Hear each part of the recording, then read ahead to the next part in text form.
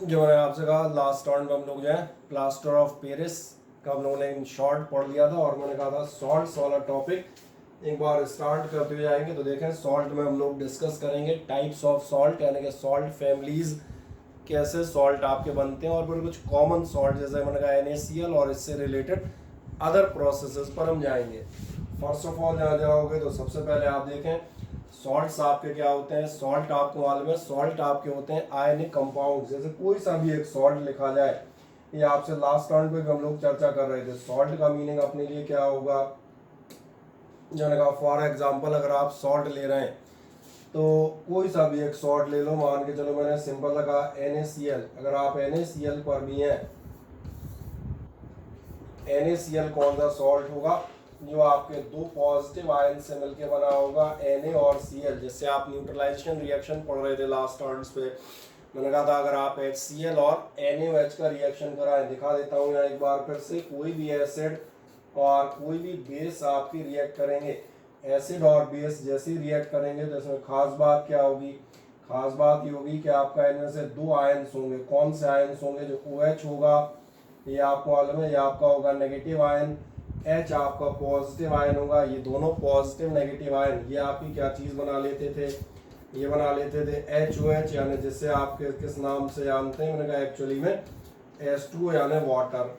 और बाकी जो दोनों आपके पॉजिटिव नेगेटिव आयन रहते हैं, मेटल और नॉन मेटेलिक पार्ट, ये आपका फॉर्म करते थे सॉल्ट। और मैंने कहा था कोई सा भी एक और एग्जांपल ले लें, लास्ट राउंड में मैंने ऐसे एग्जांपल डिस्कस किए हुए थे। कौन सा एक एग्जांपल ले लो, कलर सही नजर आ रहे हैं, और एक चेक कर लें। फॉर एग्जांपल मान के हम चलते हैं, चलो मैं ऐसा लेता हूँ, मैं आपकी और एक अटपटा सा लेता हूँ, कैल्शियम हाइड्रोक्साइड लो, प्लस मान के चलें आपने लिया H2SO4, और कैल्शियम हाइड्रोक्साइड और H2SO4 लोगे तो फिर वही चीज़, कौन कौन सी चीज़ है, दो आपके जो है बीच वाले कौन कौन से, एक H और एक OH, ये आपके फॉर्मेट कर लेंगे H2O। हाँ, अब ये है कि दो H हैं और दो H हैं, तो इतनी आपको बैलेंसिंग कर लेनी पड़ेगी कि यहाँ पर आपके कितने फॉर्म होंगे, 2H2O फॉर्म होगा। लेकिन सबसे खास बात जिस पर हमें, वो खास बात क्या आएगी कि आपकी दो चीज़ें, एक आपका कैल्शियम का पॉजिटिव आयन जो आपको मालूम है क्या होगा ये, और दूसरा आप देखेंगे सल्फेट नेगेटिव आयन जो आपको मालूम है क्या होता है, सल्फेट डबल नेगेटिव। ये दोनों आयन्स मिलके आपकी जो चीज़ फॉर्म करते हैं वो चीज़ आपकी क्या होगी, that will be a salt. और कौन सा सॉल्ट बन जाएगा, तो मैंने कहा प्लस आपका बनेगा, इसलिए नजर आ रहा है आयनिक कंपाउंड होगा, एक मेटेलिक पार्ट होगा, एक नॉन मेटेलिक होगा, यानी एक पॉजिटिव का आयन और एक नेगेटिव आयन। तो क्या ये कहानी समझ में आती है, इतना याद आ गया आपको न्यूट्रलाइजेशन रिएक्शन जो हम पढ़ रहे थे। और इसी बेसिस पे आप देखेंगे the salts are defined, salts की डेफिनेशन ही आपसे क्या दी जाएगी, salts are the ionic compounds. Salt आपके कैसे कंपाउंड्स हैं, आयनिक कंपाउंड्स हैं कंसिस्टिंग ऑफ टू पार्ट्स, एक कैरिंग अ पॉजिटिव चार्ज जिसे आप कहेंगे पॉजिटिव आयन, या फिर आप कह सकते हैं कैटायन, और दूसरा पार्ट कौन सा होगा जिसका एक नेगेटिव चार्ज मौजूद होगा जो आप कहेंगे नेगेटिव आयन या एनायन। तो ये जनरली मेरा ख्याल है लास्ट ईयर से भी हम पढ़ते आ रहे हैं, पॉजिटिव और नेगेटिव आयन। तो इसमें कोई समस्या यहाँ तक हो तो बताएं, कोई डाउट किसी को, हाँ ना बोलो, जनरली नहीं। अब जैसे एक आधा एग्जांपल भाई Na+Cl-A दिए हैं, फॉर्मेशन ऑफ सॉल्ट, सॉल्ट आखिरकार हमारा बनेगा कैसे, तो जी नीचे कह रहे थे आपकी कौन सी रिएक्शन, न्यूट्रलाइजेशन रिएक्शन। ये क्या कहेगा, the most common method of formation of salt is by the neutralization of, neutralization से फॉर्म होगा एसिड और बेसिस की, यानी reaction between the acid and base. तो आई होप सो ये आपको समझ में आ गया होगा, क्योंकि यही मैंने आपको दिखा रहा था। कोई भी सॉल्ट आपका आयनिक कंपाउंड है, पॉजिटिव नेगेटिव पार्ट होंगे, कहाँ से फॉर्म होगा, चाहे आप कोई सा भी सॉल्ट उठा लें, दोनों आपको नजर आएंगे, दोनों फॉर्म होते हैं by the action of neutralization reaction, कहा जाएगा exactly with the help of an acid and a base. तो ये क्लियर पहली कंसेप्ट। आए इसके बाद एक और चीज पे चलते हैं, नेक्स्ट वन। ये आपको कुछ एग्जाम्पल मिलेंगे, जैसे हो सकता है छोटे लिखे हो, आपको नहीं प्रॉपर नजर आ रहे हो, तो इनमें से एक आध को मैं दिखा देता हूँ। NaOH और HCl का हमने पहले लिया था, तो उसको छोड़ो, मैं इस वालों दिखा देता हूँ। ये आपका लिखा है, ये लिखा है MgO प्लस आपका लिखा हुआ है H2SO4 जो आपका गिव्स दैट में ऊपर लिखा हुआ है, ये आपका लिखा है न्यूट्रलाइजेशन रिएक्शन। इन दोनों एसिड और बेस की रिएक्शन क्या होगी? न्यूट्रलाइजेशन रिएक्शन होगी। मेटल ऑक्साइड आपकी बेस की तरह काम करेगी। क्या फॉर्म करेगा? ये मैग्नीशियम का पॉजिटिव आयन और ये सल्फेट का negative ion, they will form the MgSO4 plus आपको मालूम है ये हाइड्रोजन और ये ऑक्सीजन ये आपके फॉर्म कर लेंगे प्लस H2O। तो दो एग्जांपल मैंने दिए थे, एक दो एग्जांपल और कोई कहे कोई टिपिकल सा और कोई बेहतर सा एग्जांपल दे, कोई दिक्कत नहीं, उसके लिए भी आपके पास मौजूद है। आप देखें एक एग्जांपल ये दिया है आपका NH4OH, छोटा दिख रहा हो, नहीं देखने आ रहा हूँ, बड़ा कर देता हूँ। क्या बता रहा है? NH4OH। NH4OH का नाम मालूम है किसी को? NH4 कौन सा आयन होता है? किसी को नाम याद है?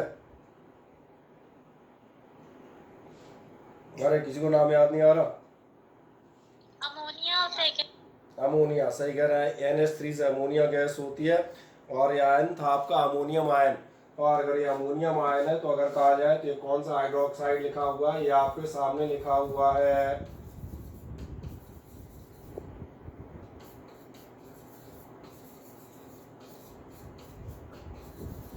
Ammonium hydroxide. क्लियर हो जाता है। प्लस आपको दे रहा है HCl, प्लस में मैंने कहा क्या दिया हुआ है? HCl। फिर वही यहाँ पर लिखी हुई है न्यूट्रलाइजेशन रिएक्शन, NR समझ में आ रहा होगा। इन शॉर्ट मैंने क्या कहा? It is the neutralization reaction. जब आप इनको न्यूट्रलाइज करेंगे तो व्हाट विल हैपन अगेन? जो आपके दो पार्ट है, कौन से दो पार्ट? एक आपका पॉजिटिव आयन NH4 और एक आपका नेगेटिव आयन Cl। HOH अब अंदाज है न्यूट्रलाइजेशन में ये आपके क्या करेंगे? H और OH आपका फॉर्म करेंगे वाटर। चलो पहले वाटर ही लिख देता हूँ। ये H2 हो गया प्लस ये दोनों आपको नजर आ रहे हैं NH4 और Cl, दोनों मिलके आपका सॉल्ट बनाएंगे विच इज कॉल्ड, ना इट इज कॉल्ड, बड़ा नाम लिख देता हूँ। इस आयन का नाम याद रखिएगा। वैसे आपने इस टाइप के अमोनियम के बहुत सारे सॉल्ट बनाए, ये कहलाएगा अमोनियम क्लोराइड। अब ये समझ में आता है। ये हमने कहा जो दो एग्जाम्पल मैंने दिए थे, दो तीन एग्जाम्पल और दिखा दिए, सफिशिएंट है। आई होप सो इतने में समझ में आ जाता है। कोई डाउट हो तो इतने में बोलो, बताएं ज्योति, कोई शंका है इतने में?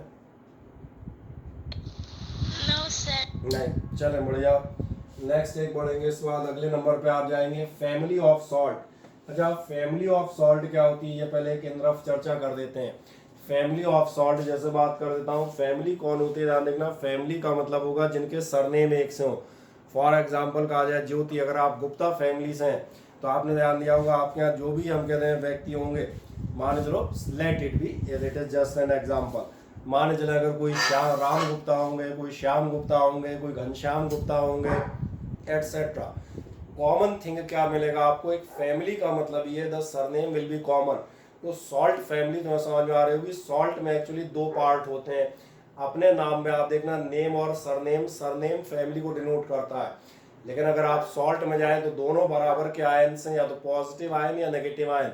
तो सॉल्ट फैमिली दोनों तरह से डिस्क्राइब की जाती है, either on the basis of the positive ion और on the basis of the negative ion.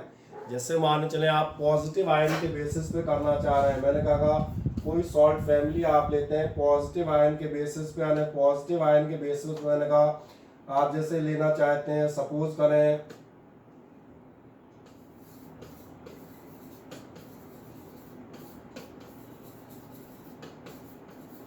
Sodium family. अभी सोडियम फैमिली का मतलब हुआ सोडियम के सारे सॉल्ट्स। फॉर एग्जांपल मैं कुछ नाम लिखता हूँ, जैसे अगर आप लिख देते हैं, मान के चले समझ में आ रहा है, it is a sodium salt, ये सोडियम फैमिली का सॉल्ट है, सोडियम क्लोराइड। और एक आध लिख देता हूँ, मान के चले ये है आपका सोडियम सल्फेट, ये है आपका सोडियम नाइट्रेट। समझ में आ रहे हैं? ये सारे सॉल्ट आपको देखेंगे कौन से, these belong to sodium family. क्यों? क्योंकि क्या कॉमन है? सोडियम। और भी बना सकते हो।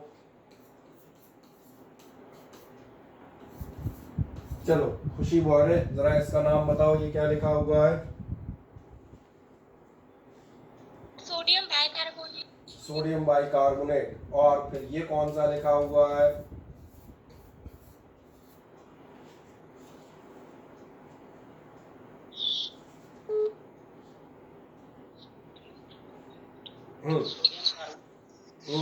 रामू तुम क्या बता रहे हो? Sodium carbonate. सही कह रहे हैं। ये ध्यान देखना, ये HCO3 है, याद रहना चाहिए, इसलिए मैंने कहा था आयंस की जानकारी रखना 9th से। ये बाइकार्बोनेट या hydrogen carbonate, that's right, is a sodium hydrogen carbonate या इन सिंपल सोडियम बाइकार्बोनेट। और ये क्या है आपका, है सोडियम कार्बोनेट। ऐसे ही मान के चलें किसी आदमी ने कहा ये हमारी कौन सी फैमिली थी, सोडियम फैमिली थी, कोई और फैमिली बताओ, चलो कौन सी ले लें, मान के चलें आप लेते हैं मैग्नीशियम फैमिली। अब मैग्नीशियम फैमिली का मतलब समझ में आ रहा होगा, मैग्नीशियम फैमिली का सेंस क्या होगा, मैग्नीशियम फैमिली का मतलब होगा सारे मैग्नीशियम वाले, फॉर एग्जांपल जिन्हें आप कह सकते हैं मैग्नीशियम क्लोराइड, आप कह सकते हैं मैग्नीशियम कार्बोनेट, आप कह सकते हैं मैग्नीशियम नाइट्रेट। बस ये ध्यान रखेंगे, according to the valency their formulae are to be adjusted. ये हम पहले भी सिखा चुके हैं, on the basis of the valency the criss cross method, valency आपकी क्रॉस मल्टीप्लाई की जाती है, so it is well known.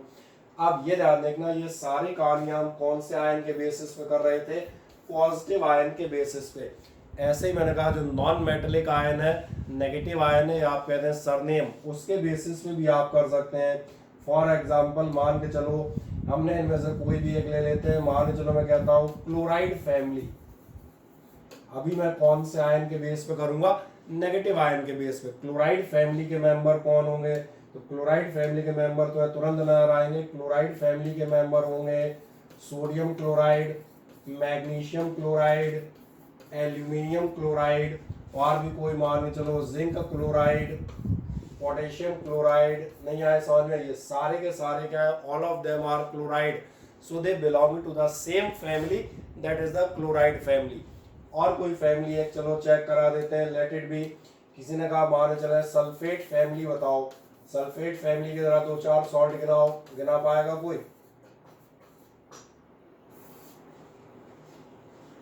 Sodium sulphate और मैग्नीशियम सल्फेट। सही कह रहे हैं, यही बन जाएगा ना, sodium sulphate, magnesium sulphate, aluminium sulphate, zinc sulphate, potassium sulphate and lot of other. और भी बहुत सारे मेटल्स, यही 4 थोड़ी हैं, बहुत सारी हैं। तो ये आपको समझ में आएगा, these are the salt families.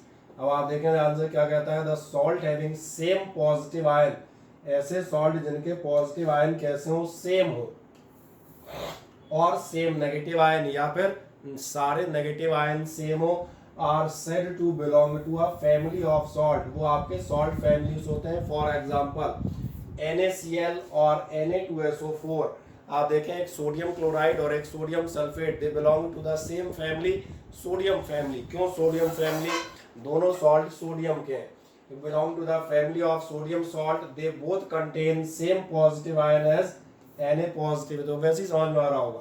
Similarly NaCl and HCl, NaCl और HCl आप देखेंगे बिलोंग टू द, चलो HCl नहीं होना चाहिए था इसमें, कुछ और कर दो, HCl की जगह हम कर देते हैं, मान चले क्योंकि HCl आपको मालूम है एसिड होती है। मैंने कहा NaCl एंड MgCl2 या KCl, ये दोनों आपके सेम फैमिलीज हैं। ये फैमिली कौन सी दिख रही होगी, दोनों क्लोराइड फैमिली है, क्योंकि दोनों के पास आपके कौन से हैं, सेम नेगेटिव आयन मौजूद है, क्लोराइड नेगेटिव। तो ये नॉमेनक्लेचर समझ में आता है, नाम कैसे रखते जाते हैं। अब कुछ इंपॉर्टेंट फैमिलीज एग्जांपल है, चलो धुंधले दिख रहे हैं तो कोई समस्या नहीं। पहला दिया हुआ ध्यान देखने, सोडियम सॉल्ट, जो भी आपसे दिखा रहे हैं सोडियम सॉल्ट में लिखे हैं, जो आप पढ़ रहे थे NaCl, NaNO3, Na2SO4, Na2CO3, यानी अगर नाम पढ़ जाए तो सोडियम सॉल्ट कौन से होंगे, sodium chloride, sodium nitrate, sodium sulphate and sodium carbonate, सारे क्या होंगे, सोडियम। यही मान के चले जो आपसे मैंने पूछ लिया था मैग्नीशियम फैमिली बताओ, तो ये आपकी हो गई मैग्नीशियम फैमिली, आप ऐसे ही बता दोगे। मैग्नीशियम फैमिली कौन होगा, मैग्नीशियम का क्लोराइड, मैग्नीशियम का सल्फेट, मैग्नीशियम का कार्बोनेट, अमोनियम कह दो, कुछ नहीं करना, फ्रंट बदल देना, अमोनियम कर देना, ammonium chloride, ammonium nitrate, ammonium sulphate etcetera.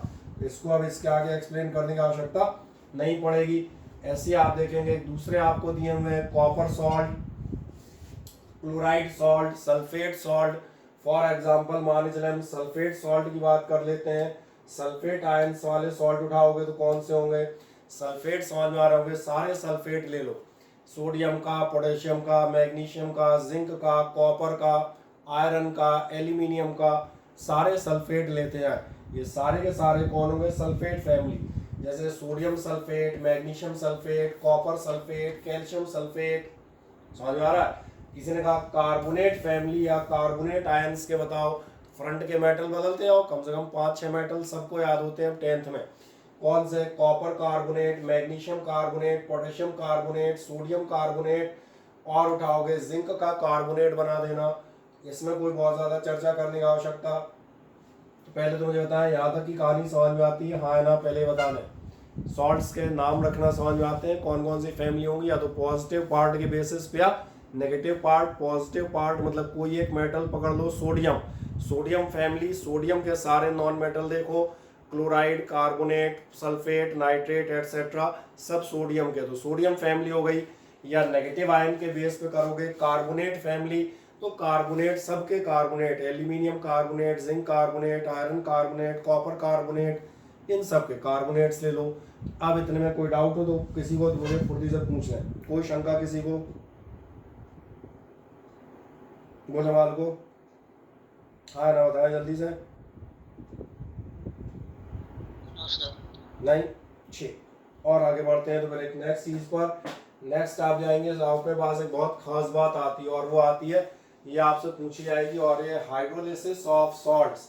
और हाइड्रोलिसिस ऑफ सॉल्ट जब आप करेंगे तो इसमें आती है फिर पीएच वैल्यू, और पीएच वैल्यू आप पढ़ चुके थे। पीएच वैल्यू आपकी क्या चीज बताती है?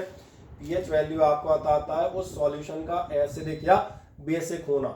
और अब ये आपको याद आ जाए कि आप एसिड और बेस जो निकालते थे, आपका बीच में 7 आपको याद आए, 7 हमारा होता था न्यूट्रल। अगर 7 से ज्यादा है आप 8, 9, 10, और आप पीएच वैल्यू जा रहे हैं 14 तक, तो ये सब कौन होते थे?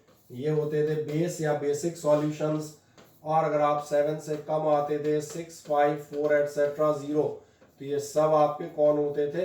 ये होते थे आपके एसिड्स। तो एक रफ मैंने याद दिला दिया, बेसेस ग्रेटर देन 7 और एसिड्स लेस देन 7। अब सवाल आता है, अगर आप कोई भी सॉल्ट पानी में डिसॉल्व करते हैं, तो पानी में डिसॉल्व करने पर हाइड्रोलिसिस क्या होती है, ये प्रोसेस क्या कहलाती है?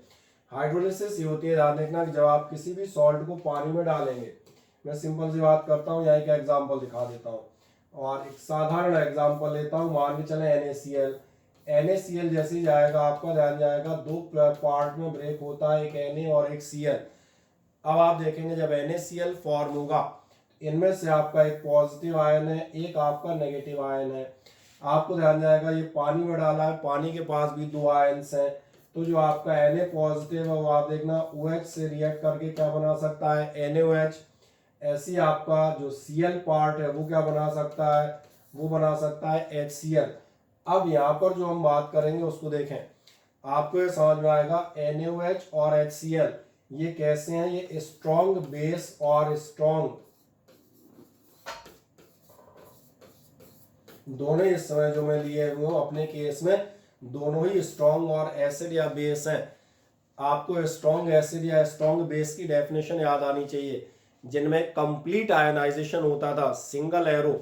मैंने कहा स्ट्रॉन्ग आप किन्हें मानते थे? जिनमें आयनाइजेशन कैसा होता था?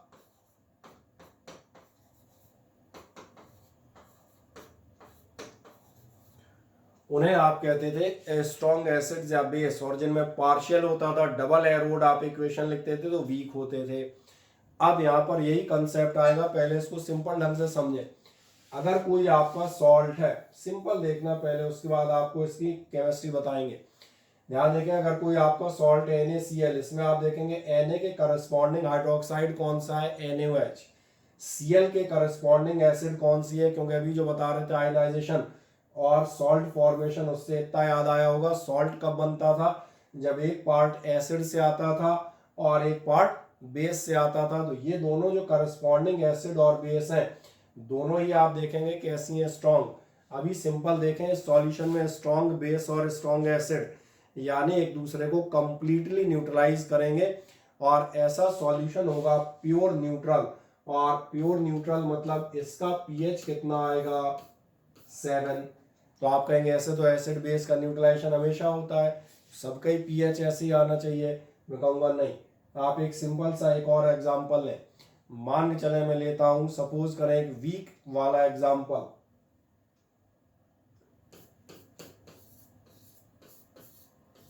और चूंकि एसिड बेस आप पढ़ चुके हैं तो आपका ध्यान जाएगा Na2CO3 से जो आपकी चीज़ मिलेगी उसमें से आपको मिलेंगे Na पॉजिटिव आयंस और आपको मिलेंगे कार्बोनेट नेगेटिव आयंस। यही होगा पानी में डिजोल्व करने में दो पार्ट्स।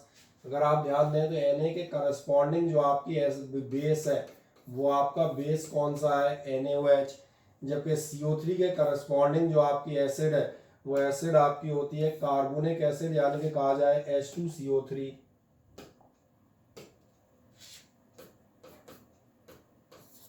अब मुझे एक छोटी चीज बताओ, इनमें से कौन सा स्ट्रॉन्ग है और कौन सा वीक है, बताएं जरा। क्या दोनों स्ट्रॉन्ग है, दोनों वीक हैं, या एक स्ट्रॉन्ग और एक वीक है? बताएं, ये तो आप पढ़ चुके हैं। सर NaOH स्ट्रॉन्ग NaOH आप देखेंगे स्ट्रॉन्ग बेस है, सही कह रहे हैं, ये स्ट्रॉन्ग है, जबकि आपको मालूम है ये आपकी वीक एसिड है। अब एक नॉर्मल सेंस लगाओ, जब आप इसको देख रहे हैं NaOH स्ट्रॉन्ग बेस है जबकि आपकी H2CO3 एक ऐसी एसिड है, वीक एसिड है, मतलब इनका जो रिजल्ट आएगा ये रिजल्ट बराबर यानी एग्जैक्ट बैलेंस नहीं होगा, ये सॉल्यूशन एग्जैक्ट न्यूट्रल नहीं हो सकता। कौन स्ट्रॉन्ग है? बेस स्ट्रॉन्ग है, इसका मतलब इसका सॉल्यूशन अगर आप देखेंगे तो इसका सॉल्यूशन अपने आप आपको दिखेगा ये कैसा होगा, बेसिक इन नेचर। कोई पूछेगा बेसिक इन नेचर क्यों, आप आराम से बता सकते हैं क्यों भैया इसके करस्पॉन्डिंग बेस स्ट्रॉन्ग नहीं, सबसे ज़्यादा स्ट्रॉन्ग है। पोटेशियम और सोडियम के बेस तो top of the reactivity series में है, ये स्ट्रॉन्गेस्ट बेस आप मानते थे। इनका पीएच आप देखेंगे 14 के आसपास आता है, जबकि कार्बोनिक एसिड आप देखेंगे इट इज अ बहुत वीक एसिड है। इसका मतलब रिजल्टेंट क्या हो जाएगा, रिजल्टेंट आपका हो जाएगा बेसिक। अब अगर रिजल्टेंट बेसिक है तो इससे रिलेटेड एक दो छोटी मोटी बातें आपको वैसी समझ में आएगी। अगर इस सॉल्यूशन में आप जैसे सोडियम कार्बोनेट के सॉल्यूशन में आप लिटमस पेपर डालें, मुझे बताएं लिटमस पेपर किस कलर का हो जाएगा?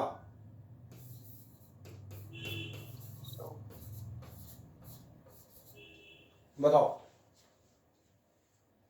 ब्लू ब्लू हो जाएगा, सही कह रहे हैं, क्योंकि आप पढ़ चुके हैं लिटमस होता है B यानी कि बेस में ब्लू।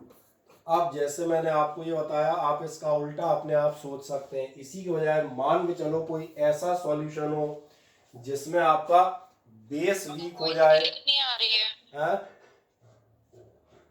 क्या नहीं आ रहा? नहीं आ रही है। स्क्रीन को बेटा लीव करके दोबारा ज्वाइन करें, स्क्रीन सही आ रही है। बाकी लोग देखें सही आ रहा है। Yes sir. लीव करके बेटा दोबारा ज्वाइन करके देखो फुर्ती से। दूसरा मैंने कहा अगर आप इसके बजाय जाएंगे Na2CO3 बजाय आप कोई ऐसा देखेंगे, जो मैंने कहा था यहाँ क्या था, यहाँ बेस स्ट्रॉन्ग था, एसिड कमजोर थी। उल्टा भी तो हो सकता है कि आपका बेस कमजोर हो जाए और ये आपकी स्ट्रॉन्ग हो जाए। जैसे फॉर एग्जांपल मान के चले, मैंने कहा मैग्नीशियम सल्फेट या एल्यूमिनियम सल्फेट। अब तुम्हारा ध्यान जाएगा एल्यूमिनियम सल्फेट हुए, आयरन सल्फेट हुए, इन सब में क्या है SO4 कहीं ना कहीं बताता है सल्फ्यूरिक एसिड से आया है। ये मैग्नीशियम या एल्यूमिनियम हाइड्रोक्साइड से आया। ये पार्ट आप देखेंगे कौन सा पार्ट, इनमें बेस वाला पार्ट आपका वीक हो रहा होगा और एसिड वाला पार्ट कैसा हो रहा होगा, स्ट्रॉन्ग हो रहा होगा। जब आप इसका एक्वस सॉल्यूशन लेंगे, रफली अंदाज लग रहा होगा ये स्ट्रॉन्ग है, इसका मतलब ये परफेक्ट बैलेंस नहीं होंगे। इसका सॉल्यूशन कैसा हो जाएगा, एसिडिक इन नेचर। और एसिड्स की जनरल प्रॉपर्टी लिटमस का क्या करती हैं, फेनोल्फथलीन का क्या करती हैं, मिथाइल ऑरेंज का क्या करती हैं, ये आपको मालूम होनी चाहिए। तो ये आप आराम से डिसाइड कर सकते हैं। आए देखें इस चीज़ को हम यहाँ पर देखते हुए जाते हैं। यहाँ पर जैसे आप जाएंगे सबसे पहले आपको क्या मिलेगा, हाइड्रोलिसिस क्या है, तो आपको ये बताएगा जो हम बता रहे थे, सॉल्ट्स आर फॉर्म। सॉल्ट कैसे फॉर्म होते हैं, by the reaction between acid and bases undergo ionization in water। पानी में जाके इनका आयनाइजेशन होता है। the cations और anions formed by ionization। Ionization से जो आपके cations और anions फॉर्म होंगे, these interact with water, ये वाटर से इंटरेक्ट करेंगे to form corresponding acids और bases। अपने corresponding acid और bases बनाने के लिए पानी से इंटरेक्ट करेंगे, जो मैं यहाँ कह रहा था, दिखाया था मैंने। मैंने कहा था NaCl है, पानी में डिजोल्व करोगे, दो आयंस ब्रेक होंगे, आयनाइजेशन होगा, पानी के से इंटरेक्ट करेंगे, एक Na वाला अपना करस्पॉन्डिंग बेस NaOH बनाने की कोशिश करेगा, Cl अपने करस्पॉन्डिंग एसिड HCl बनाने की कोशिश करेगा, या और भी कोई एग्जांपल उसमें दिख जाएगा, NaOH बनाने की कोशिश करेगा, CO3 H2CO3 यानी कार्बोनिक एसिड बनाने की कोशिश करेगा। तो जो पार्ट होंगे अपना हाइड्रोक्साइड, अपना एसिड और अपना बेस बनाने की कोशिश करेंगे। अब जब अपनी एसिड और अपनी बेस कराने की कोशिश करेंगे तो यही प्रोसेस आपकी कहलाती है हाइड्रोलिसिस।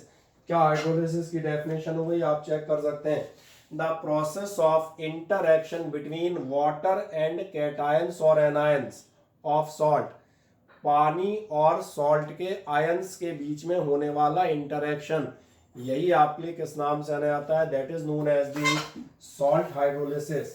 अब कोई डाउट हो तो पूछें एक सेकंड में, नहीं तो फिर हम आगे बढ़ेंगे। बताएं, बोले सुरेश अग्रवाल।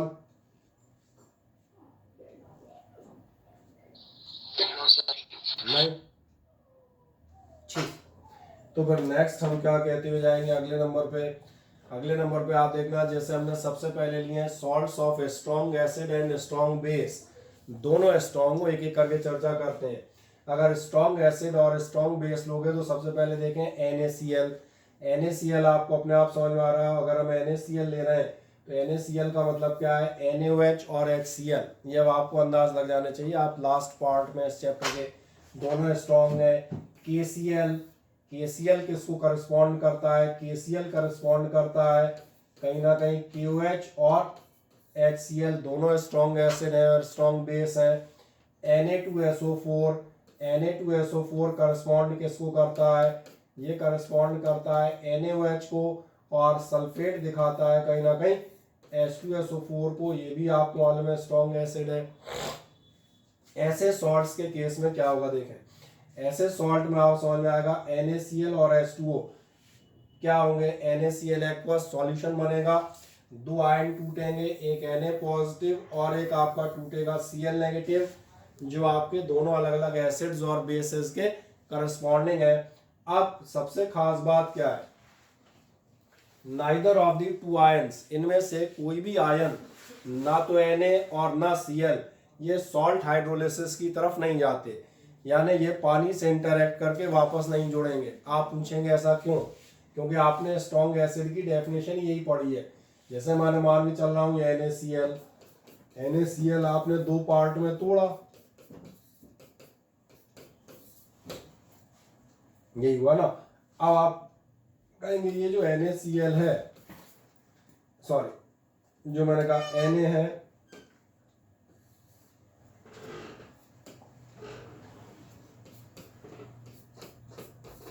आप सोचो ये पानी से रिएक्ट करके या OH आयन से रिएक्ट करके NaOH बना लेगा, ऐसा आपको लगता है, पर मेरा कहना है NaOH बनने के बावजूद नहीं बनेगा, क्योंकि आपने ध्यान नहीं दिया। NaOH सभी के स्ट्रॉन्ग एसिड्स की डेफिनेशन क्या थी, विच आर कंप्लीटली आयोनाइज्ड।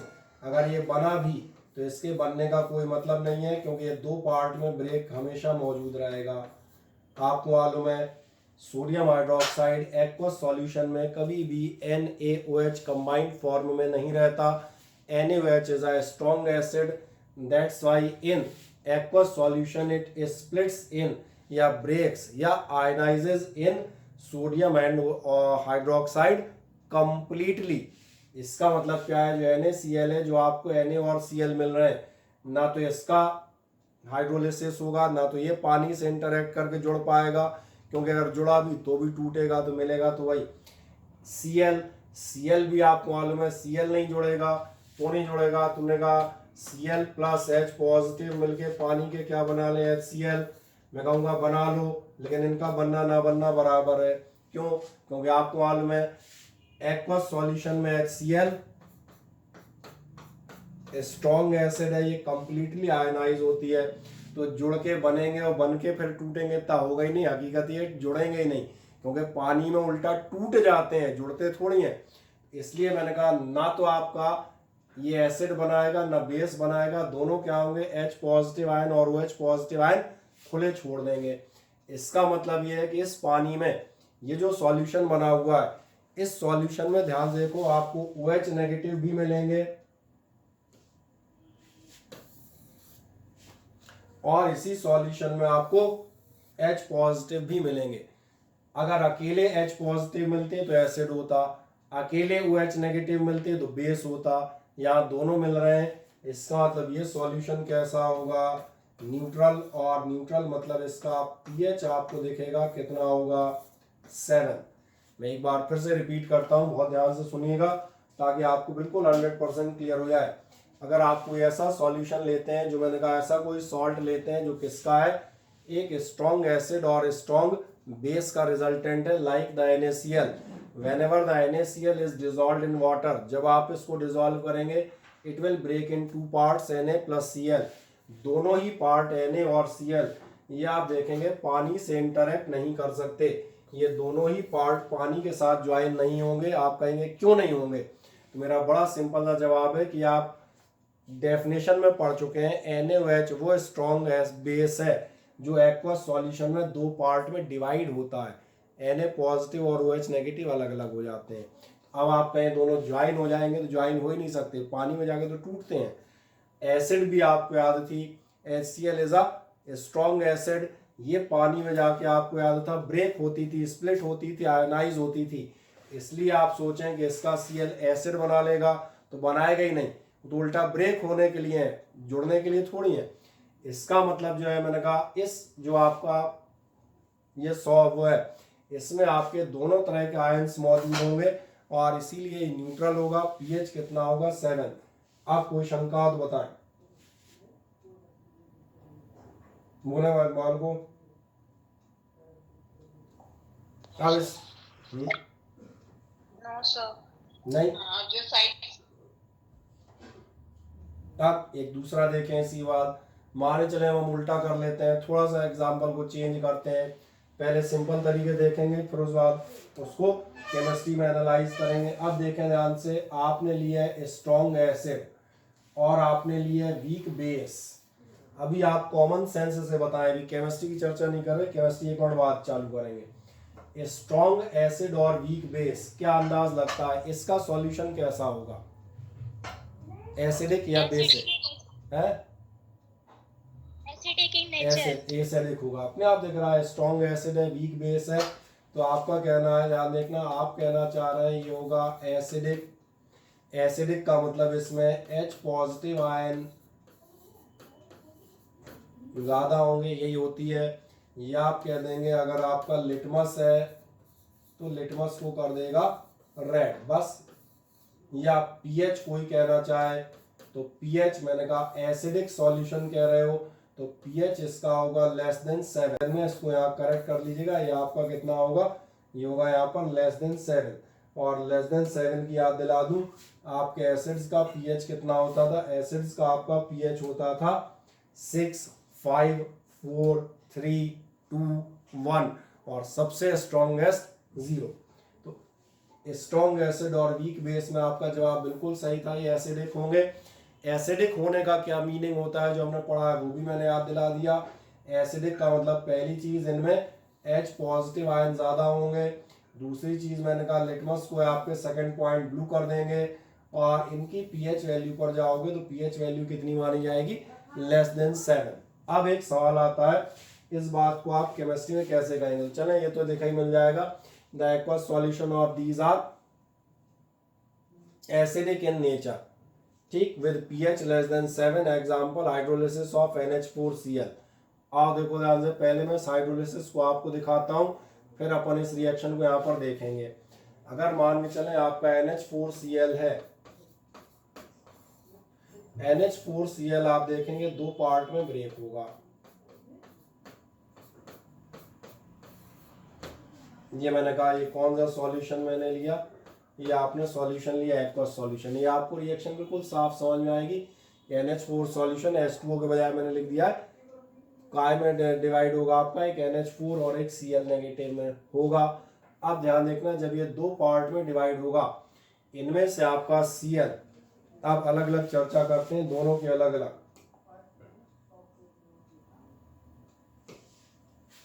इस Cl का हाइड्रोलिसिस मैं हिंदी में लिख देता हूं, और हाइड्रोलिसिस तो याद है एक्शन विद वाटर।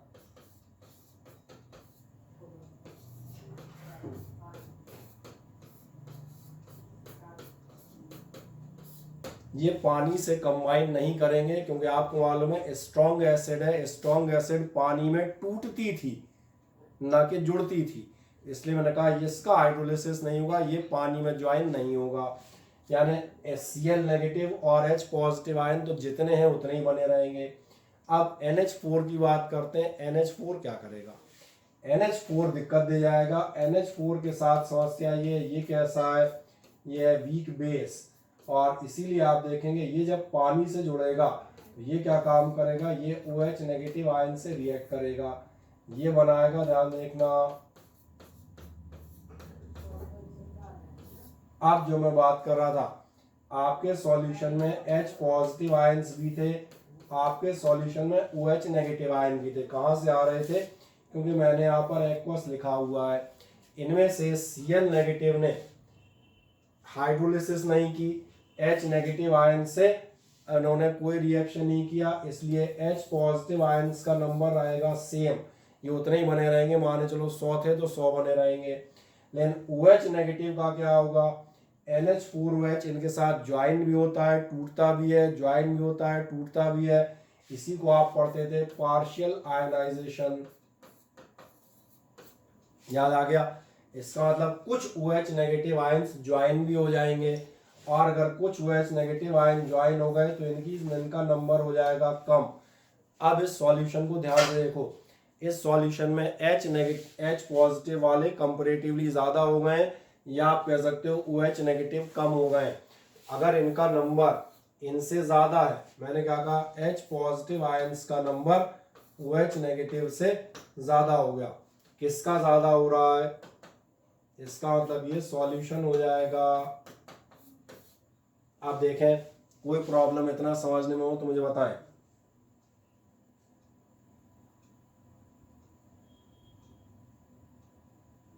देख लें, वजह से कोई दिक्कत हो तो फुर्ती से पूछें।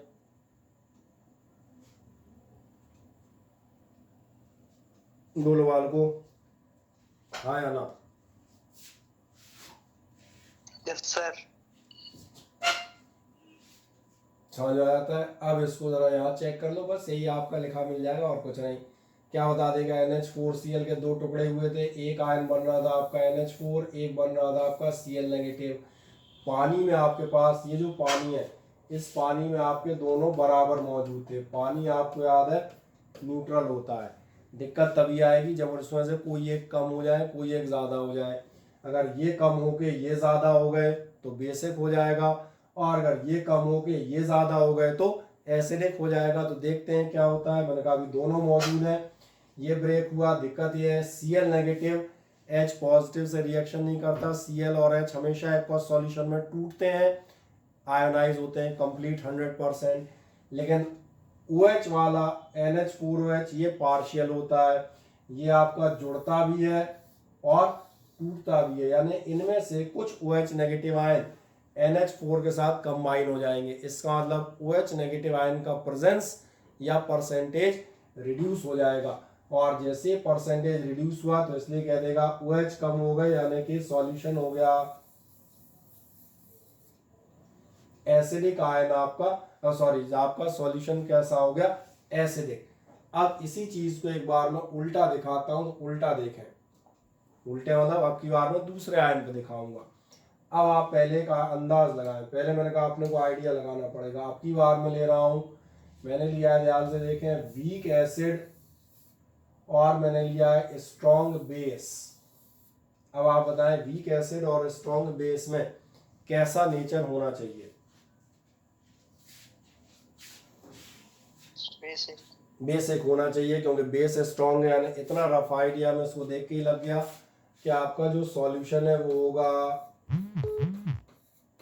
बेसिक। इसलिए आपको मालूम है अगर बेसिक है तो इसकी pH वैल्यू ग्रेटर देन आएगी 7, यानी कि 8, 9, 10, 11, 12, 13 ऐसा कुछ तो भी। आपको ये भी मालूम है अगर बेसिक है, अगर आप इसमें लिटमस पेपर डालेंगे तो लिटमस पेपर आपका हो जाएगा ब्लू, क्योंकि लिटमस हुआ करता था ब्लू इन बेस।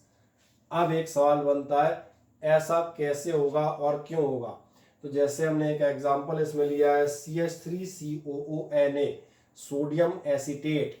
अब आपको याद होना चाहिए CH3COH क्या थी, एसिटिक एसिड थी। आओ ध्यान से देखें, मैं आपसे यहां पर लेता हूं फॉर एग्जांपल, और मैंने कैसा सॉल्यूशन लिया, चाहे तो आप H2O लिख दें, चाहे तो आप यहां लिख दें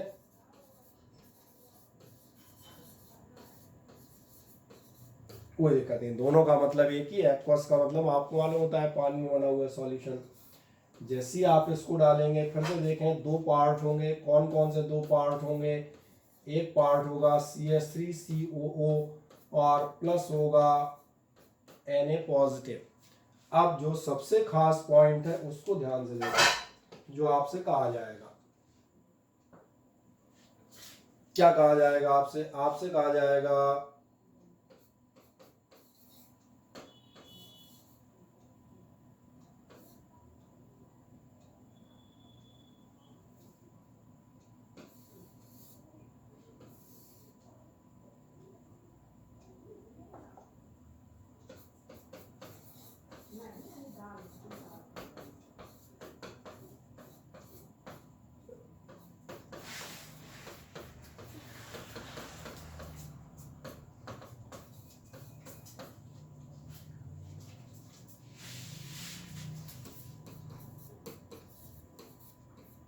पहले मुझे बताएं क्या ये पढ़ने आ रहा है। मैंने क्या लिख दिया है, मैंने लिखा है hydrolysis of Na positive ions will not take place. इसमें तो किसी को दिक्कत नहीं।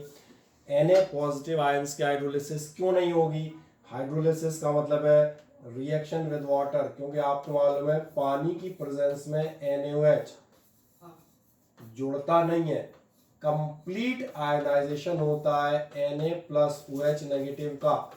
इसका मतलब आपको दिख रहा है जो आपके Na आयंस हैं ये पानी से ज्वाइन नहीं होंगे, रिएक्शन इधर नहीं जाएगी, रिएक्शन टूटी होगी।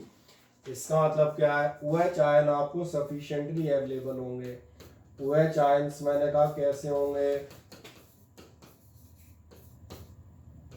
सफिशिएंट, क्योंकि कोई भी OH आयन वापस जुड़ के NaOH नहीं बनाने वाला। आपके पानी में H और OH होते थे, तो OH तो अपनी जगह एज इट इज मौजूद है, उनका कुछ नहीं होना। प्रॉब्लम किसके साथ जाएगी, प्रॉब्लम जाएगी अपने दूसरे पार्ट के साथ। दूसरे पार्ट को चेक करते हैं, दूसरे पार्ट में क्या होगा, आओ उसको देखता हूं।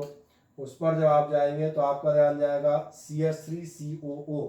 इसमें मैं आपसे कहूंगा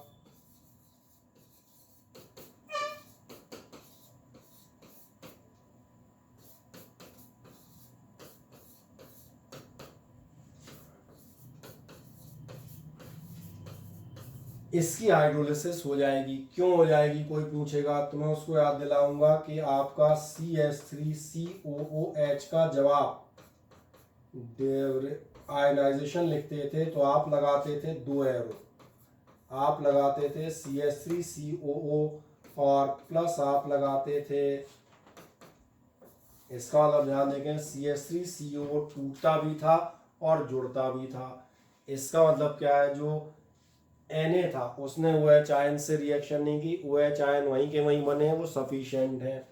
लेकिन CH3COO क्या होगा, ये टूटेगा भी और जुड़ेगा भी, यानी जुड़ने की संभावना बन रही है। तो H आयंस ये हो जाएंगे आपके कम। अब दोनों बातें समझ में आए तो मुझे बताएं। जो था सेम प्रोरी प्रोसियर पिछली बार की, बस अंतर इतना है पिछली बार ये वाले कम पड़ गए थे, ये बढ़ गए थे, अब की बार ये ज़्यादा है और ये कम पड़ गए।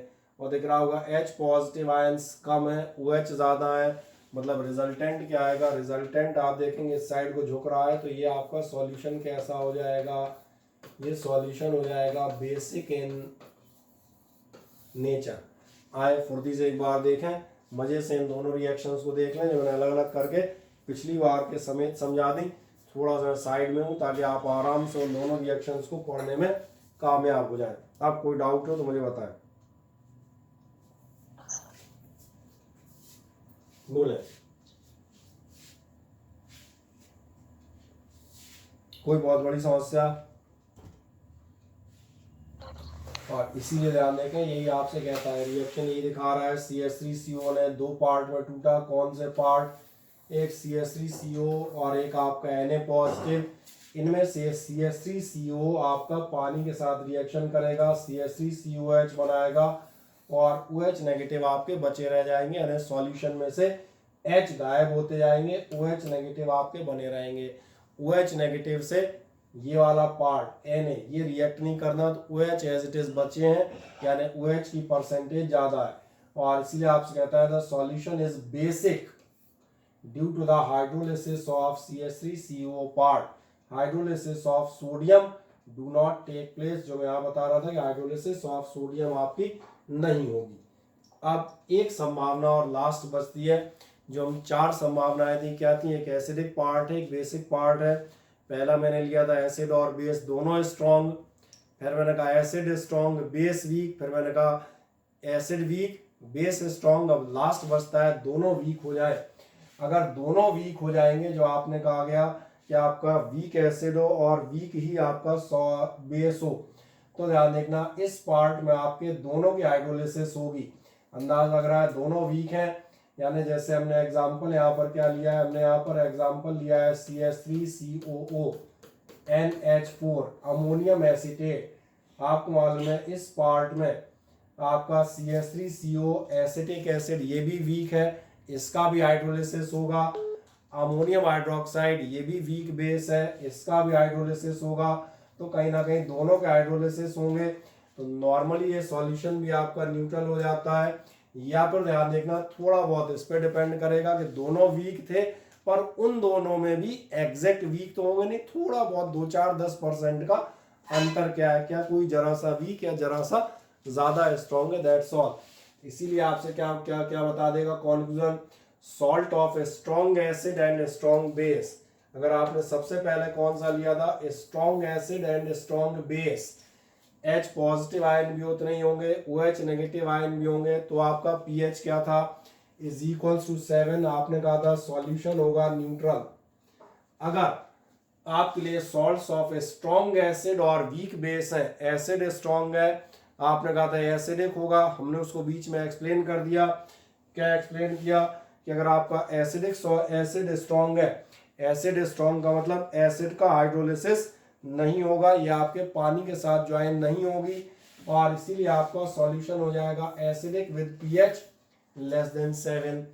और इसके बाद लास्ट, अगर आपके सॉल्ट है स्ट्रॉन्ग बेस और वीक एसिड के बेस स्ट्रॉन्ग कर रखा है, तो बेस का हाइड्रोलिसिस नहीं होगा, और बेस का हाइड्रोलिसिस नहीं हुआ तो फिर क्या होगा? तो फिर आपका बेस बेहतर होगी, और ये हुआ आपका pH ग्रेटर देन 7, यानी कि basic solution. Salts of weak acid and weak base, ये मैंने पहले बताया था, लगभग लगभग न्यूट्रल होंगे। थोड़ा बहुत मामूली सा अंतर हो सकता है, क्योंकि दोनों वीक है, बिल्कुल बराबर से वीक है, या उन वीक में भी आपस में 10% का अंतर है, इसलिए इनका pH ध्यान देखें। ये जो सिंबल आपने लिया है डबल डेरो, सॉरी ये इक्वल टू से मिलता जुलता, इसको बता दूं, ये जो आप लिखते हैं pH इक्वल टू नहीं लिखा, कैसा लिखा हुआ है? ये बता रहा है नियरली इक्वल। इसका मतलब होता है नियरली इक्वल मतलब लगभग 7, थोड़ा बहुत कम 6.9, 6.8 या 7.1, 7.2 होने की संभावना बची रह जाती है, depending on the relative strength of the acid and base. जो भी उनकी आपस में रिलेटिव स्ट्रेंथ है, अगर एसिड जरा सी स्ट्रॉन्ग है, थोड़ी सी स्ट्रॉन्ग एसिड हो, तो फिर आपका pH रह जाएगा 6.9, और अगर गलती से बेस हल्का सा स्ट्रॉन्ग हो तो pH हो जाएगा 7.1, दैट्स ऑल। तो ये लगभग लगभग दोनों किस क्राइटेरिया बने रहेंगे? 7 के। अब एक और नेक्स्ट चीज हम जाते हैं, ये सबसे सिंपल चीज आपके पास आएगी कॉमन सॉल्ट, और कॉमन सॉल्ट आपने पढ़े होते हैं। कॉमन सॉल्ट आप किसे कहते हैं? टेबल सॉल्ट या कॉमन सॉल्ट आपके लिए कहलाता है सोडियम क्लोराइड के नाम से, सही है ना? तो सबको मालूम है टेबल सॉल्ट या सोडियम क्लोराइड। सोडियम सॉल्ट जो है, फॉर्मूला बताने की जरूरत नहीं है। Sodium table salt used as an important food material. ये क्या बताएंगे? ध्यान रखना, फूड मटेरियल जो है वो आपका प्योर NaCl नहीं होता। क्या आप में से किसी को ऐसा याद है कि अपने यहाँ जो नमक आते हैं उनमें थोड़ा सा कुछ क्वांटिटी में पैकेट कभी देखे होंगे, वो कहलाता है आयोडाइज्ड सॉल्ट। और आयोडाइज्ड सॉल्ट यानी उसमें थोड़े से अमाउंट में आप पोटेशियम आयोडाइड मिलाते हैं। कोई मुझे याद दिलाएगा पोटेशियम आयोडाइड या सॉल्ट को आयोडाइज्ड क्यों करते हो?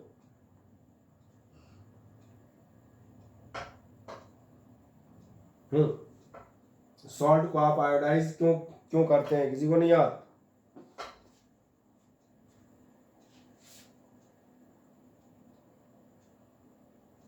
अरे किसी को याद नहीं आ रहा?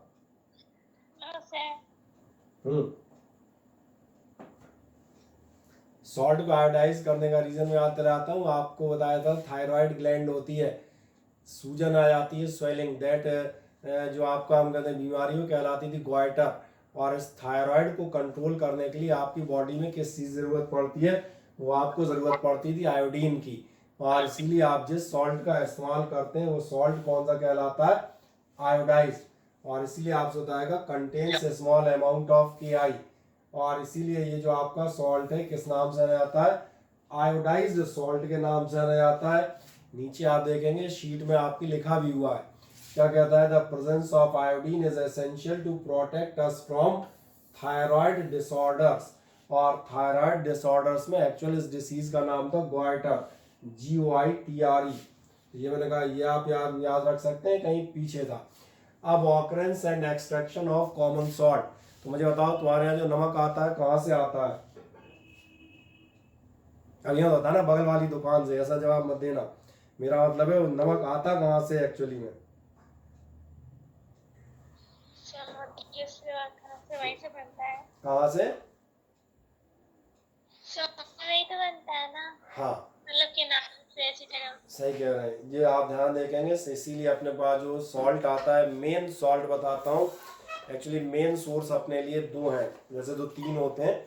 दो सोर्सेज में से जो ज़्यादातर आप सॉल्ट इस्तेमाल करते हैं that is known as the sea salt. और सी सॉल्ट इसलिए कहलाता है क्योंकि ये नमक कहाँ से निकाला जाता है? समुद्रों से।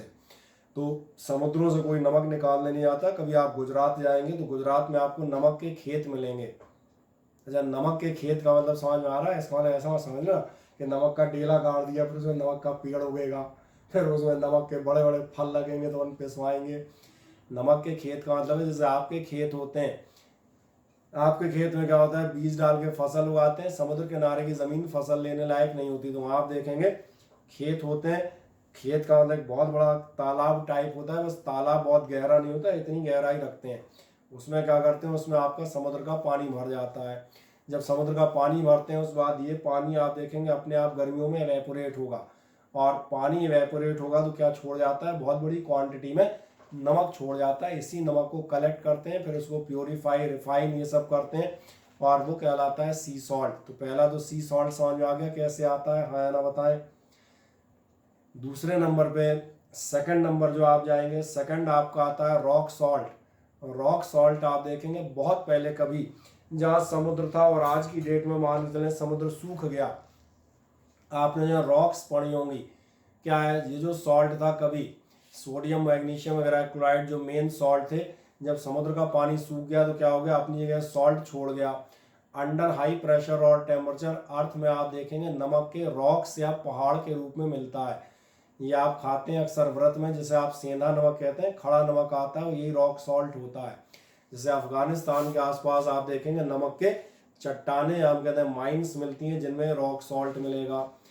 तीसरा सॉल्ट जो आप देखेंगे वो जनरली झीलों से निकाला जाता है, इनसाइड लेक्स से। जैसे राजस्थान की झीलें हैं, सांभर झील, उसका सॉल्ट आप देखेंगे particular brand name sambar salt के नाम से आता है। बोले वो खासियत बताते हैं, हमने ये समुद्र वाला एरा गहरा सॉल्ट नहीं है, हमने बोले राजस्थान के खास सांभर झील से निकाला हुआ है। तो क्या मिल जाएगा आपको? कॉमन सॉल्ट में जब आप जाएंगे सी वाटर, तो यही आप बताएगा sea water contains many dissolved salts in it. The major salt present in sea water is common salt or NaCl. The common salt is obtained from sea water by the process of evaporation. Evaporation तो याद है, पानी अपने आप धीरे धीरे उड़ता चला जाएगा। तो कौन सी प्रोसेस से आपको मिलता हुआ जाता है? ये प्रोसेस आपकी कहलाती है एवेपोरेशन की प्रोसेस से आप इसको कहीं ना कहीं निकालते हैं। Which is done as follows. कैसे मिलती है? Sea water is trapped in huge shallow pools. बड़े बड़े शैलो, शैलो और डीप, ये ध्यान होगा, डीप गहरा, शैलो को अपन कहते हैं उथला, उथले पूल्स में आप पानी भर देते हैं, and allowed to stand there, भरा रहने देते हैं। The sun's heat evaporates the water slowly, sun की हीट आपके इस पानी को धीरे धीरे एवेपोरेट करती जाएगी, और जब आप एवेपोरेट कर देंगे तो क्या कहेगा, common salt is left behind. हाँ, इसमें आपकी कुछ इम्प्योरिटीज भी होंगी।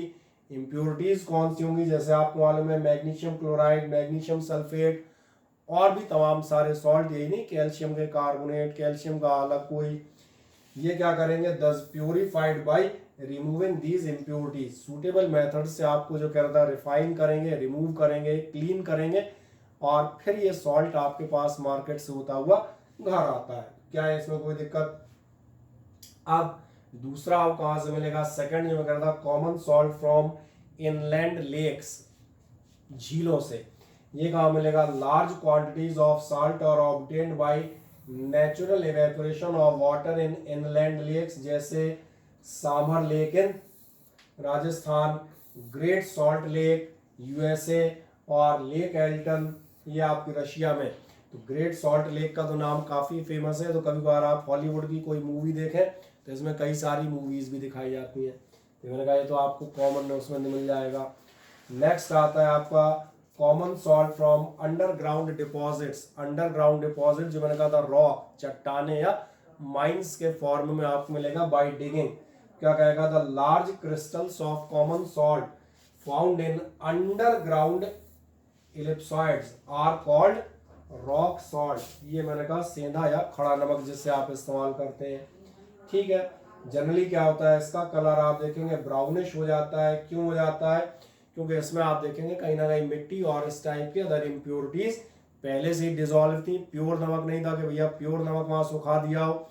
जब जमा होगा चट्टानों के फॉर्म में तो नमक के साथ साथ मैंने कहा मिट्टी भी मिली रही होगी, तो इसका कलर आप देखेंगे बिल्कुल प्लेन व्हाइट नहीं होता, या आपने खुद भी देखा है, हल्का सा प्लेन व्हाइट की बजाय ब्राउनिश टाइप का ऐसा होता है। इसके बारे में सबको जानकारी हो गई कि नहीं हुई, बताओ फुर्ती जरा, क्या भी कोई शंका? नमक कहां से आता है? मूलवाल को अंश सिंगर यस सर। पता लग गया? नहीं तो हम पूछे नमक कहाँ से आता है, बोले सर बंटी की दुकान से। ऐसा मत बता देना। हाँ। चले अब अगली बात जाते हैं। ये आपसे बताता है, ये तो वही था, रॉक सॉल्ट कहलाता है, usually brown in presence. Okay, अब कॉमन सॉल्ट आप देखेंगे एक इम्पॉर्टेंट मटेरियल माना जाता है, तमाम सारे इससे केमिकल्स प्रिपेयर होते हैं। आप पूछेंगे जो आपका कॉमन सॉल्ट है ये इम्पॉर्टेंट स्टार्टिंग मटेरियल क्यों कहलाता है? इसके पीछे बड़ा सिंपल और सरल कारण है। कॉमन सॉल्ट ध्यान देखना, बहुत सारी चीजें हम ऐसी बनाते हैं, जैसे मैंने कहा सोडियम हाइड्रोक्साइड या कॉस्टिक सोडा, कैल्शियम का ऑक्सीक्लोराइड या ब्लीचिंग पाउडर, सोडियम कार्बोनेट यानी कि वॉशिंग सोडा, और सोडियम हाइड्रोजन कार्बोनेट यानी कि बेकिंग सोडा, और आगे कहते हैं मैनी अदर्स, और भी तमाम सारे। इन सब के लिए बनाने के लिए जब आप इनका इंडस्ट्रियल प्रोडक्शन कर रहे होते हैं, जैसे वॉशिंग सोडा तो मालूम है it is the main content of soaps and detergents, ये आपको मालूम है। सोडियम हाइड्रोक्साइड हम पढ़ रहे थे तमाम सारी इंडस्ट्रीज में, पेपर इंडस्ट्री में, टैनिंग इंडस्ट्री में, इन सब में आपका इस्तेमाल होता है। तो ये जो आपको केमिकल्स चाहिए, इन केमिकल्स के लिए जो स्टार्टिंग मटेरियल है इनको बनाने के लिए, वो आपका कॉमन सॉल्ट लिया जाता है। कॉमन सॉल्ट ही क्यों लेते हैं, इसका सबसे पहला कारण बताता हूँ। पहली बात तो दिख रहा होगा, सोडियम से रिलेटेड कंपाउंड बनाने हैं, सोडियम हाइड्रोक्साइड, सोडियम कार्बोनेट, तो स्टार्टिंग मटेरियल सोडियम का ही तो कुछ होगा, उसी से तो यहाँ तक आओगे। और दूसरा जो सबसे मेन कारण है वो है कॉमन सॉल्ट यानी NaCl is available in bulk. Sodium chloride नमक के साथ आपको कमी नहीं पड़नी, इतना अवेलेबल है, इतना अवेलेबल है, तुम निकाल के थक जाओगे पर वो खत्म नहीं होगा। समझ आ रहा है ना समुद्रों में। और सबसे खास बात, बिल्कुल फ्री ऑफ कॉस्ट मिलता है। सही कह रहा हूँ ना, समुद्र से पैसे थोड़े लगते हैं। तूने नमक निकाला, समुद्र पैसे मांगने लग जाए, 2 डलिया निकाल चुको, रखो 10 रुपए। इसलिए मैंने कहा रिफाइनिंग में और उसमें आपका खर्चा होगा। बाकी मोटे तौर पर कहा जाए तो नमक नेचर में फ्री ऑफ कॉस्ट और बल्क में अवेलेबल है, आप इसको बड़े आराम से इस्तेमाल कर सकते हैं। अब एक नेक्स्ट चीज पे आते हैं। अभी सबसे पहले आप देखेंगे सोडियम हाइड्रोक्साइड का बनाना NaCl से, बस यहाँ से हम जाएंगे। सबसे खास बात कैसे आप बनाते हैं, पहली बात तो याद रखिएगा, इसका सोडियम हाइड्रोक्साइड का आपसे कभी बार नाम पूछा जाता है, ये कहलाता है कॉस्टिक सोडा। ठीक, तो स्ट्रॉन्ग बेस है जो है लिखी चीज है, it is a strong base, ये आपको मालूम है। सोडियम हाइड्रोक्साइड आप कैसे बनाते हैं ये मैं आपको बताता हूँ, ध्यान से देखना। सोडियम हाइड्रोक्साइड बनाने के लिए आप एक सॉल्यूशन उठाते हैं और उस सॉल्यूशन का नाम मैं बताता हूँ। ये सॉल्यूशन कहलाता है ब्राइन सॉल्यूशन। अब आप पूछेंगे ब्राइन क्या हो गया, ब्राइन सॉल्यूशन कुछ नहीं होता, ब्राइन सॉल्यूशन होता है कंसंट्रेट या सैचुरेटेड सॉल्यूशन ऑफ NaCl। इसका मतलब मेरा मतलब है घर में हम बात करते हैं, तो इस समुद्र में तो नहीं, घर में आप एक गिलास में नमक डालते हैं, आपको याद आएगा पिछले साल आप पढ़ते थे सैचुरेटेड एंड अनसैचुरेटेड सॉल्यूशन। गिलास में नमक घोलते जाओ घोलते जाओ घोलते जाओ घोलते जाओ, तुम्हें समझ में आ रहा होगा, सॉल्यूशन कंसंट्रेट होता जाएगा। कंसंट्रेट और डाइल्यूट भी पढ़ चुके हो। एक गिलास पानी में 1 चम्मच नमक डालोगे, इट इज डाइल्यूट सॉल्यूशन। 2 डालोगे, थोड़ा सा कम डाइल्यूट हुआ, 3 4 5 डाल दोगे, इट इज कंसंट्रेट। 8 डाल दोगे, इट इज वेरी कंसंट्रेट, और यहीं कहीं हो जाएगा सैचुरेट, उससे ज्यादा नहीं बोलेगा। ये जो हाईली कंसंट्रेटेड सॉल्यूशन है नमक का, ये क्या कहलाता है, ब्राइन। ठीक, अब आप इसी ब्राइन की करते हैं इलेक्ट्रोलिसिस। इलेक्ट्रोलिसिस यानी याद है वही 2 एनोड और कैथोड डालकर आप क्या फ्लो करेंगे, इलेक्ट्रिक करंट।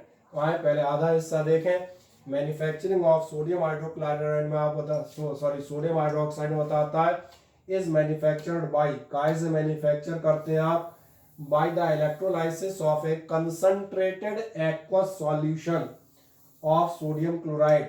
नमक के कंसंट्रेट एक्वस यानी पानी में बने सॉल्यूशन से, और इस कंसंट्रेट सॉल्यूशन को किस नाम से जाना जाता है, so it is called brine. तो ये नाम याद रखिएगा, ब्राइन का मतलब concentrate solution of the NaCl। Now next, when the electricity is passed through a concentrate aqueous solution of brine या सोडियम क्लोराइड, इस ब्राइन सॉल्यूशन में अगर आप 2 एनोड कैथोड डालकर इलेक्ट्रिसिटी फ्लो करेंगे तो आपको NaOH मिलना शुरू हो जाता है। कैसे मिलता है ये मैं रिएक्शन दिखाता हूँ, 1 सेकंड में देखें। ये रिएक्शन आपसे कहती है, ध्यान देखना, आप NaCl लेते हैं और इसको आप करते हैं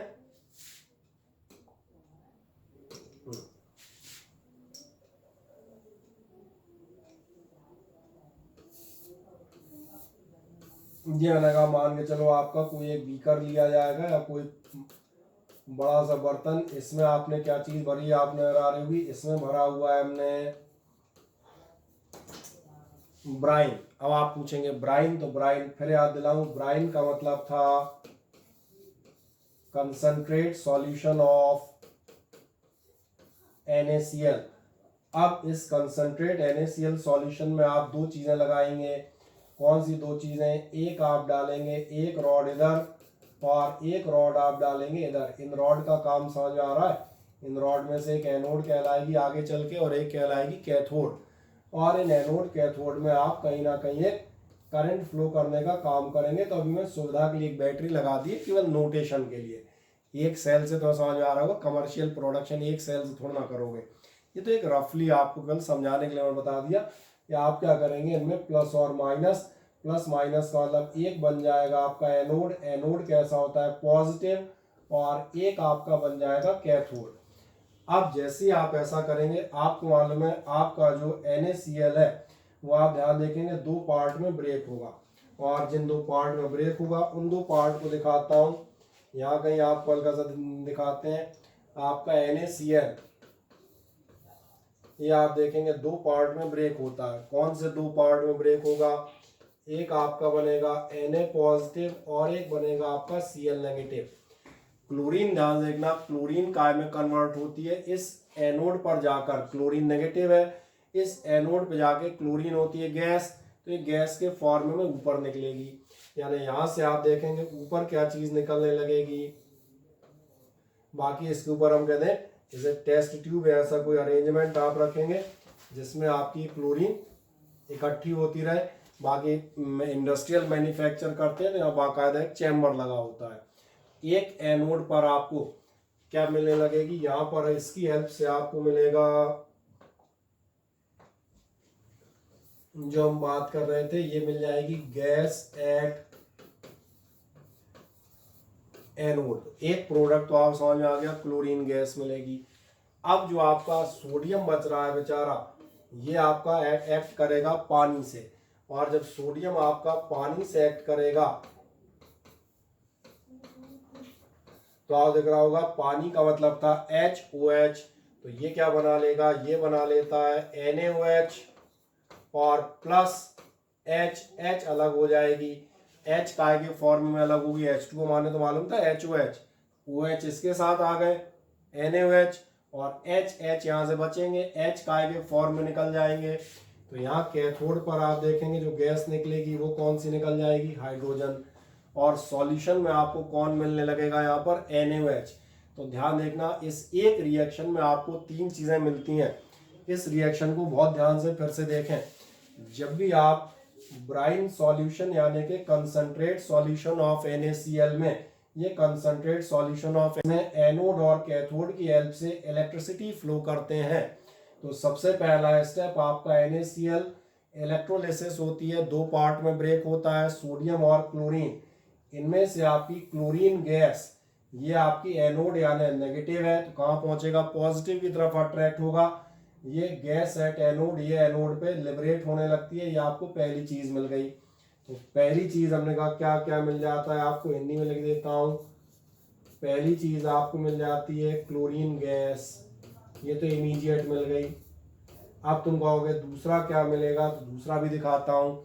दूसरा पार्ट बच गया था Na। सोडियम क्या करता है, पानी यानी कि HOH इससे रिएक्ट करेगा, एक पार्ट NaOH बना लेगा, दूसरा पार्ट H, ये हाइड्रोजन के फॉर्म में कैथोड पे रिलीज हो जाएगा, इसलिए दूसरा हिस्सा आपको मिल जाता है हाइड्रोजन गैस। और तीसरा जो हमें चाहिए था वो तो मिल ही रहा है, यानी NaOH या कास्टिक सोडा। अब इस रिएक्शन को आप आराम से एक बार चेक कर सकते हैं। ये रिएक्शन कहती है, क्या रिएक्शन लिखी है, अगर आप पढ़ने में नहीं आए तो मैं रिएक्शन दिखा देता हूँ। यहाँ इस रिएक्शन को दोबारा लिख देता हूँ। ये रिएक्शन लिखी है 2NaCl और कैसा NaCl, एक्वस। और एक्वस ध्यान देखना, ये सॉल्यूशन ये लिखा हुआ है, ये है ब्राइन। ब्राइन मतलब हाईली कंसंट्रेटेड सॉल्यूशन। ये हाईली कंसंट्रेटेड सॉल्यूशन पानी के साथ है, पानी तो है ही क्योंकि हाईली पानी में सब वाटर सॉल्यूशन है। अब हम यहाँ पर क्या कर रहे हैं, तो यहाँ पर जो आपका लिखा है वो लिखा हुआ है इलेक्ट्रोलिसिस, मतलब एनोड और कैथोड की हेल्प से हम इस सॉल्यूशन में करंट फ्लो करेंगे। What will be the resultant, सबसे पहले जो सॉल्यूशन है इसमें आपकी क्या चीज भरी मिल जाएगी, आपको मिल जाएगी NaOH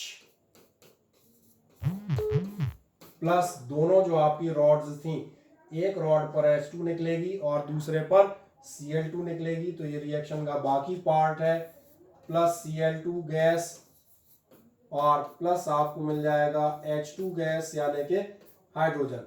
अब आप चेक करें क्या आपको रिएक्शन समझ में आ जाती है। इसमें मैंने एक बार फिगरेटिव दिखा दी और एक बार सिंपल। अब इसी बात को आप थ्योरेटिकली भी पढ़ सकते हैं। क्या आपसे कह देगा, this process is called chlor alkali process. Chlor alkali क्यों कह रहे हैं, क्योंकि हमें इसमें 2 चीजें मिलती हैं, क्लोरीन मिलती है और मिल जाता है एल्कली। एल्कली अगर आपको याद हो, एल्कली हमने जो है 2 टाइप की चीजें एल्कली के नाम से बुलाई थी। कौन सी चीजें हमने एल्कली कहा था, एक तो आपका पोटेशियम हाइड्रोक्साइड और एक आपका सोडियम हाइड्रोक्साइड। पोटेशियम और सोडियम हाइड्रोक्साइड जो पानी में डिजोल्व होते थे। बाकी मैं आपके लिए पढ़ देता हूँ। During electrolysis chlorine gas is produced at the anode, जो आपको मैंने यहाँ दिखा दिया था डायग्राम में।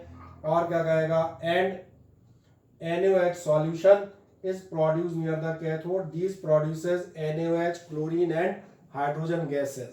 That's all. मेरा अंदाज है ये प्रोसेस आपको समझ में आ जाती है, ऐसा मेरा मानना रहेगा। अब लास्ट काम जो हम